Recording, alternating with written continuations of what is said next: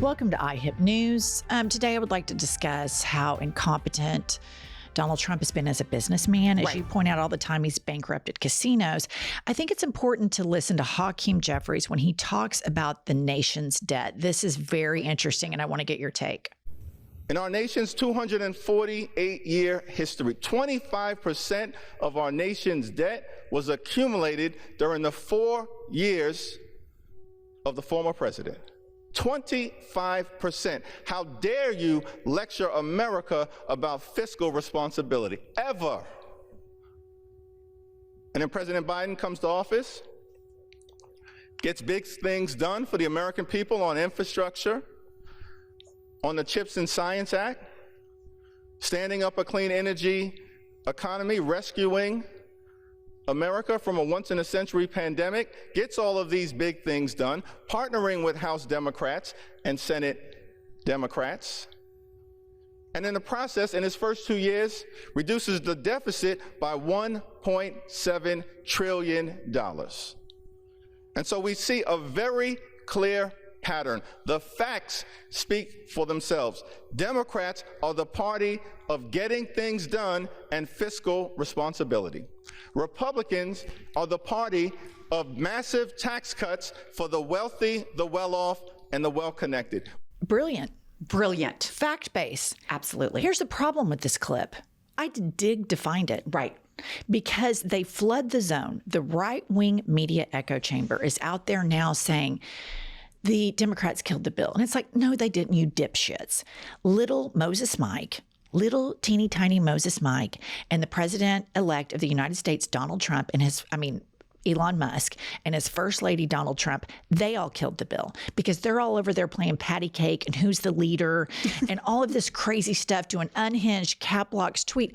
This message, this is why we need young, progressive voices to go on a economic tour, something, name it the rebellion tour, and go to red states, go to blue states, go to rural towns and get Jeffries, Jasmine Crockett, Maxwell Frost, Eric Swalwell, get them out there in AOC and let them send this message, be on a 24/7 365-day campaign. Get a big bus, go around, send this message around the United States, get all of the left-wing content creators, independent news to clip these things up and make them go viral.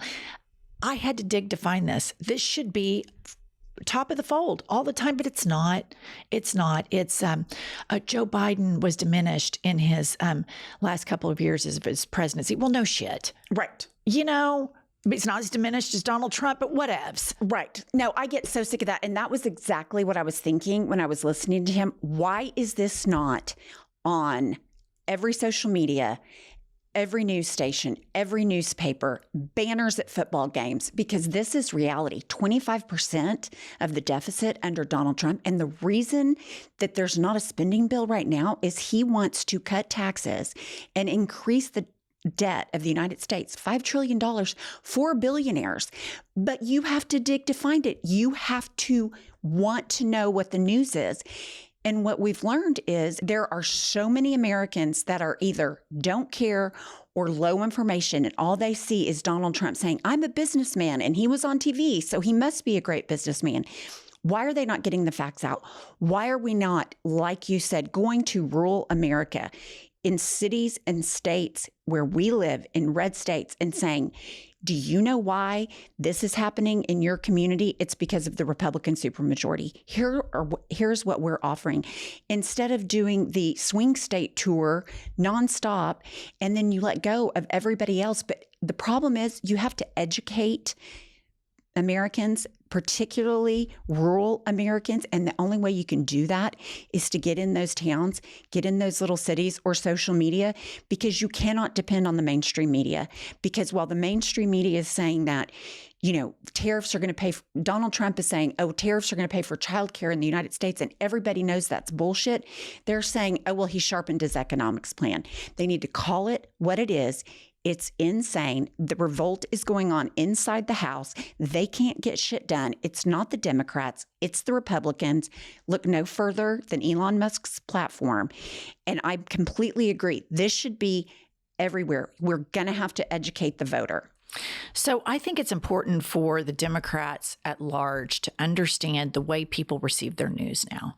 And they receive it in little clips. And so we need to have the most clippable people giving this message. And an 75-year-old, an 80-year-old is not going to provide that. Bernie Sanders and Donald Trump are the exceptions in that regard. And they are able to give really great clips. But typically, I think we need to have young voices. And I'm going to talk about something that might be kind of sticky to walk into, but we need to talk about it. In rural America, they tend to be racist. And that's just, we live in Oklahoma. I know the more you get to rural America, the more racist they are. So the Democratic Party needs to have progressive white people as the messengers to rural America saying, here's what Donald Trump did. And he tries to scare you by being scared of Black people. And now I want to introduce you to somebody who works with me, and start showing this connectedness, how we're all connected. Rural America, you're really connected to people of color. Rural America, you're actually connected to people that could be gay. Because believe it or not, a lot of gay people are born to redneck parents in rural America.